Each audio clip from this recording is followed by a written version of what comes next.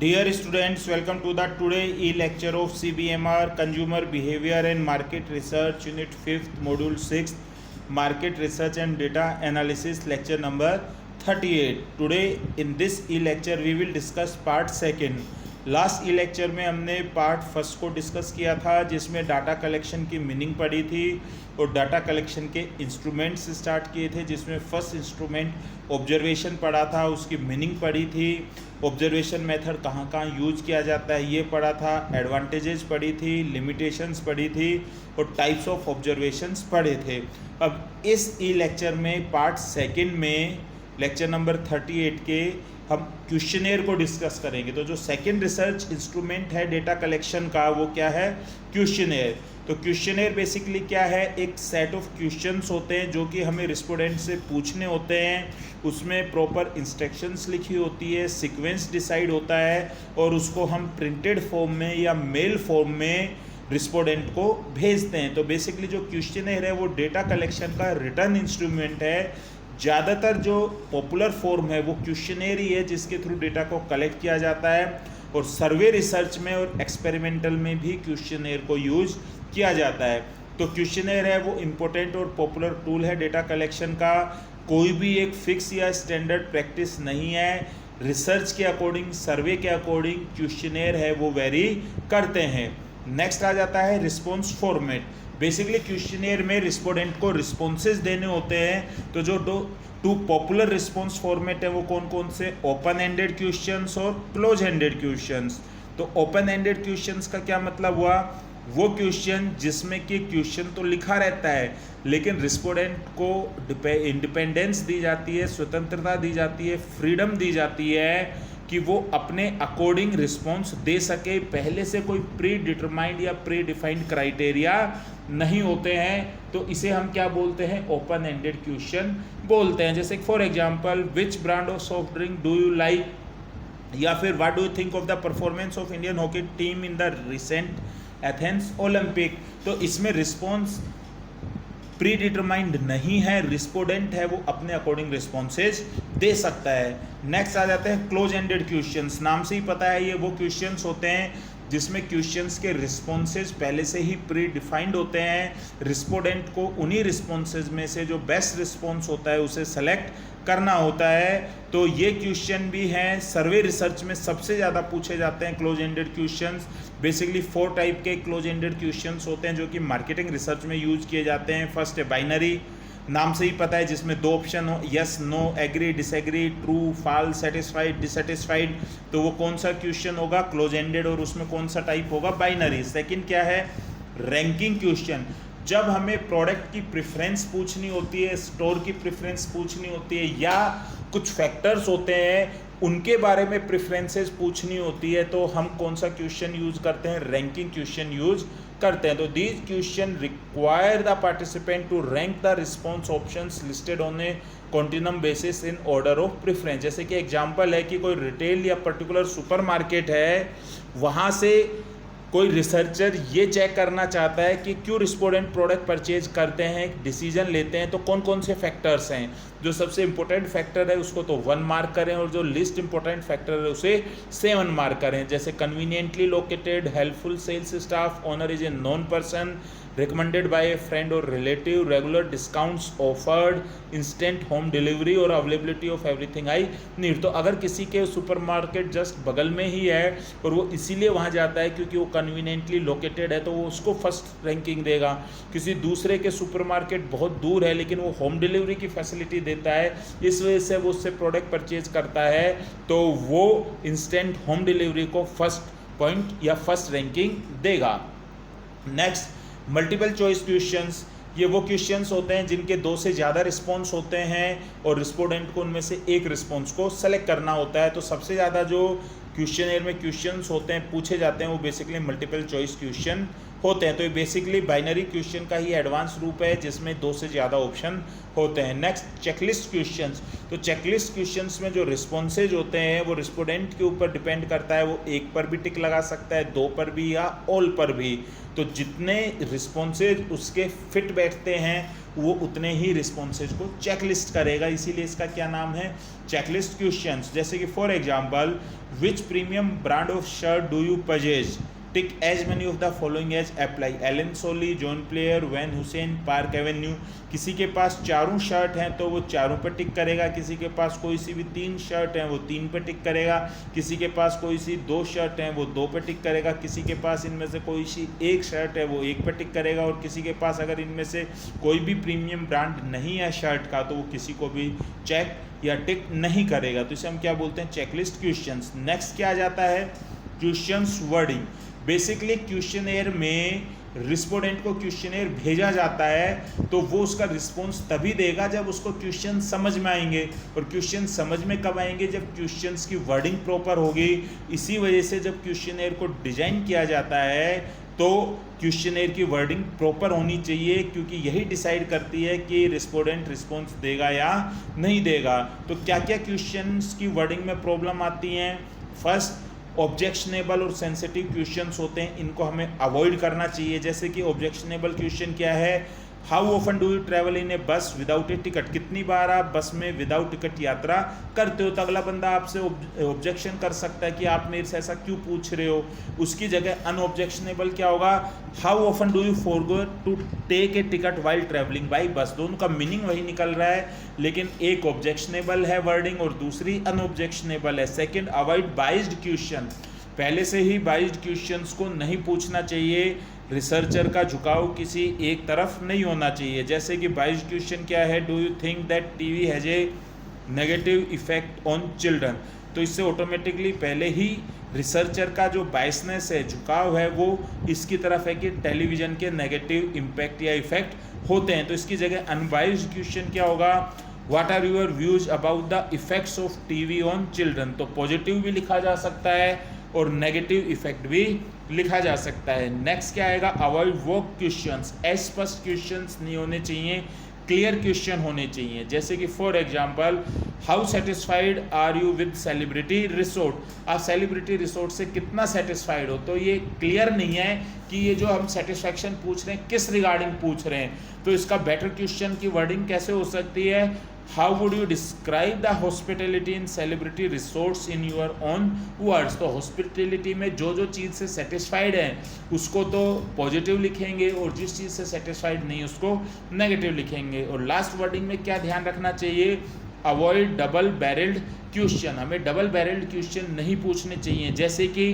Do you drive और take the bus, क्या आप ऑफिस जाते हो तो बस लेकर जाते हो या ड्राइविंग करके कार लेकर जाते हो, यस नो। अगर इसमें हम यस लिखते हैं तो ये भी नहीं समझ में आ रहा किसको यस बोला है, ड्राइविंग को या टेकिंग बस को। नो लिखते हैं तो भी नहीं पता चल रहा किसको नो बोला है, ड्राइविंग को या टेकिंग द बस को। तो इसका बेटर वर्डिंग कैसे हो सकती है, how do you go to your office every day, drive और टेक ए बस, आप प्रतिदिन ऑफिस कैसे जाते हो, ड्राइविंग कर कार या बस लेकर। तो या तो जो रिस्पॉन्स होगा वो लिखेगा बाई ड्राइविंग या फिर लिखेगा बाई टेकिंग ए बस। कुछ प्रिंसिपल्स हैं जो कि क्वेश्चनेयर को प्रिपेयर करते टाइम ध्यान में रखना चाहिए। तो फर्स्ट क्या है, time to be taken and length of questionnaire. अगर आप 100-200 क्वेश्चंस बना दोगे क्वेश्चनेयर में जो कि रिस्पोंडेंट का पूरा दिन ले लेगा या 2-3 दिन ले लेगा तो कोई भी उसका रिस्पॉन्स नहीं देगा। तो हमें ध्यान रखना चाहिए कि 20 से 25 से ज़्यादा क्वेश्चन नहीं होने चाहिए और रिस्पोंडेंट का 10 से 15 मिनट से ज़्यादा का टाइम नहीं लगना चाहिए उसे फिल करते टाइम। सेकंड क्या है, मैंडेटरी पॉइंट्स। फर्स्ट क्या है मैंडेटरी पॉइंट, कि जो भी ऑर्गेनाइजेशन या एजेंसी डेटा कलेक्ट कर रही है क्वेश्चनेयर के थ्रू, उसका नाम क्वेश्चनेयर के फ्रंट में अपीयर होना चाहिए। अगर आप मेल के थ्रू क्वेश्चनेयर को भेज रहे हो तो मेल एड्रेस, या कुरियर के थ्रू भेज रहे हो तो एड्रेस है ऑलरेडी रिस्पोंडेंट को पहले से ही लिख कर देना चाहिए। आप जिसके ऊपर रिसर्च या सर्वे कर रहे हो उसका टाइटल है वो क्वेश्चनेयर के फ्रंट में अपीयर होना चाहिए। अगर किसी और ने आपको ऑथराइज किया है डेटा कलेक्शन के लिए तो जो ऑथराइजेशन लेटर है वो भी क्वेश्चनेयर के साथ लगा हुआ होना चाहिए। अगर आप जो डेटा कलेक्ट कर रहे हो उसमें आप चाहते हो कि ऐसा डेटा है, प्राइवेट डेटा है, तो जिसमें आप ये डिक्लेरेशन दोगे कि रिस्पोंडेंट का जो आप डेटा कलेक्ट कर रहे हो वो इस रिसर्च पर्पज़ के अलावा कहीं और यूज नहीं करोगे, कॉन्फिडेंशियल रहेगा। रिस्पोंडेंट ने किस टाइम पर और किस डेट को वो क्वेश्चनेयर फिल किया है, इसके लिए भी स्पेस होना चाहिए। अगर किसी क्वेश्चन में कोई एक्सप्लेनेशन देना है तो फुटनोट में उसके बारे में भी लिखा होना चाहिए। रिस्पोंडेंट के सिग्नेचर के लिए भी प्लेस होना चाहिए। क्वेश्चनेयर के हैं वो सीरियल नंबर भी होने चाहिए। इससे रिसर्चर को ये पता चल जाएगा कि कौन से सीरियल नंबर का रिस्पॉन्स अभी नहीं आया है, क्वेश्चनेयर नहीं आया है, तो वो इस रिस्पोंडेंट से फॉलोअप ले सकता है। और अगर क्वेश्चनेयर में एक से ज़्यादा पेजेज हैं तो हर पेज पर पेज नंबर लिखा हुआ होना चाहिए। नेक्स्ट क्या है, training and knowledge of researcher. Simple सी बात है, क्वेश्चनेयर बनाना, प्रिपेयर करना एक आर्ट है, तो जो जितना एक्सपीरियंस रिसर्चर होगा उसे क्वेश्चनेयर में क्वेश्चंस डिजाइन करने की उतनी ही ज़्यादा नॉलेज होगी। तो अगर बहुत कोई इंपॉर्टेंट रिसर्च है तो हमें नॉलेजेबल रिसर्चर से क्वेश्चनेयर डिजाइन करवाना चाहिए। और अगर आपके पास ऐसे नॉलेजेबल रिसर्चर नहीं है तो पहले आपको उनको क्वेश्चनेयर प्रिपेयर करने की ट्रेनिंग देनी चाहिए। नेक्स्ट क्या है, क्वालिटी ऑफ क्वेश्चंस। जो भी आप क्वेश्चन पूछ रहे हो उसकी वर्डिंग प्रॉपर होनी चाहिए। तो क्वालिटी के होंगे, जैसे मैंने अभी आपको बताया, डबल बैरल्ड नहीं होने चाहिए, क्लियर होने चाहिए, बाइस्ड नहीं होने चाहिए, सेंसिटिव और ऑब्जेक्शनेबल क्वेश्चंस नहीं होने चाहिए। नेक्स्ट क्या है, फ्रेमिंग ऑफ द क्वेश्चंस। जो क्वेश्चंस की मीनिंग है वो बिल्कुल क्लियर होनी चाहिए। कोई भी ऐसा मिसलीड क्वेश्चन नहीं होना चाहिए जो कि रिस्पोंडेंट अवॉइड करना चाहेगा। Use of scales and units of enumeration. Direct पूछने की बजाय आप कंपैरिजन के बेस पर, रिलेटिव बेस पर पूछ सकते हो। जैसे कि आप डायरेक्ट डेट ऑफ बर्थ पूछोगे तो उस केस में आपको खुद एनालिसिस करना पड़ेगा। उसकी जगह आप पूछ सकते हो कि आपकी जो एज है वो 1 जुलाई को कितनी है, तो उसे हम क्या बोलेंगे, use of scales and units of enumeration. Direct income पूछने की बजाय स्केल का यूज कर सकते हैं, 10 लाख से कम है या 10 लाख से ज़्यादा है। Next, content and clarity of question. जो रिसर्च का हमारा कंटेंट है उसी के बेस पर ही क्वेश्चंस का भी कंटेंट होना चाहिए। अगर आप सेटिस्फैक्शन के ऊपर रिसर्च कर रहे हो तो क्वेश्चन सेटिस्फैक्शन से रिलेटेड होने चाहिए। अगर आप प्रेफरेंस के ऊपर रिसर्च कर रहे हो तो क्वेश्चंस प्रेफरेंस के रिगार्डिंग होने चाहिए। अगर आप ओपिनियन के ऊपर रिसर्च कर रहे हो तो जो क्वेश्चंस हैं उनका कंटेंट ओपिनियन के ऊपर होना चाहिए। नेक्स्ट क्या है, सीक्वेंस ऑफ क्वेश्चंस। पहले स्टार्टिंग में क्लोज एंडेड क्वेश्चंस होने चाहिए, उसके बाद ओपन एंडेड क्वेश्चंस होने चाहिए। क्लोज एंडेड क्वेश्चंस में भी स्टार्टिंग में डेमोग्राफिक क्वेश्चंस होने चाहिए। रिस्पोंडेंट का name, gender, age, date of birth, mobile number, या डेट ऑफ बर्थ की जगह आप रिलेटिव भी पूछ सकते हो। Next, confidentiality. हमेशा रिसर्चर को क्वेश्चनेयर में एक लाइन कॉन्फिडेंशियलिटी की लिखनी चाहिए जिसमें कि वो रिस्पोंडेंट को एश्योर कर रहा है कि उनका डेटा है वो कॉन्फिडेंशियल रहेगा, कहीं और किसी भी पर्सन को वो शेयर नहीं किया जाएगा। अब नेक्स्ट क्या आ जाती है, क्वेश्चनेयर जो रिसर्च इंस्ट्रूमेंट है डेटा कलेक्शन का, उसकी क्या एडवांटेजेज हैं और क्या डिसएडवांटेजेज हैं। तो पहली एडवांटेज क्या है, ये इनएक्सपेंसिव मेथड है जब हमारे पास सैंपल लार्ज होता है और जियोग्राफिकली डिस्पर्स्ड होता है। सपोज ये जो 300 रिस्पोंडेंट है आपके, कोई जयपुर में है, कोई दिल्ली में है, कोई कोलकाता में है, कोई मुंबई में है, कोई पुणे में है, कोई मोहाली में है, तो आप उनको मेल पर भेज सकते हो या पोस्ट कर सकते हो, तो इनएक्सपेंसिव है। सेकेंड, क्योंकि रिस्पोंडेंट खुद उसके आंसर्स को भर रहा है, इसी वजह से रिसर्चर की कोई भी बायसनेस नहीं आएगी। थर्ड, क्योंकि हमने क्वेश्चनेयर में कॉन्फिडेंशियलिटी का एश्योरेंस दिया हुआ है, इसीलिए जो रिस्पोंडेंट है वो फ्रीली राइटिंग कर सकता है, अपने अकॉर्डिंग है ऑनेस्ट आंसर दे सकता है। नेक्स्ट, जब हम लार्ज सैंपल पे क्योंकि क्वेश्चनेयर को फिल करा रहे हैं तो ये ऑलरेडी बताया जा चुका है कि सैंपल जितना लार्ज होगा रिसर्च का रिजल्ट उतना ही रिलायबल और वैलिड होगा।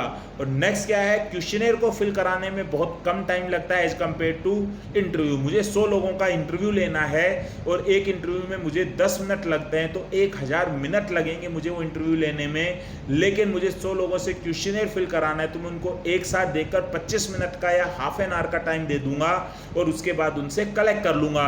तो हाफ एन आवर में मुझे क्वेश्चनेयर कलेक्ट हो गया, जबकि वही उतने ही रिस्पोंडेंट का इंटरव्यू लेने में मुझे 1000 मिनट लग गए।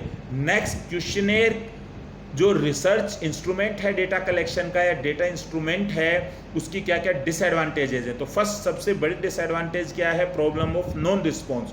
आप रिस्पोंडेंट को क्वेश्चनेयर दे रहे हो लेकिन वो कोई लीगली बाइंड नहीं है कि वो आपका क्वेश्चनेयर का रिस्पॉन्स दे ही दे।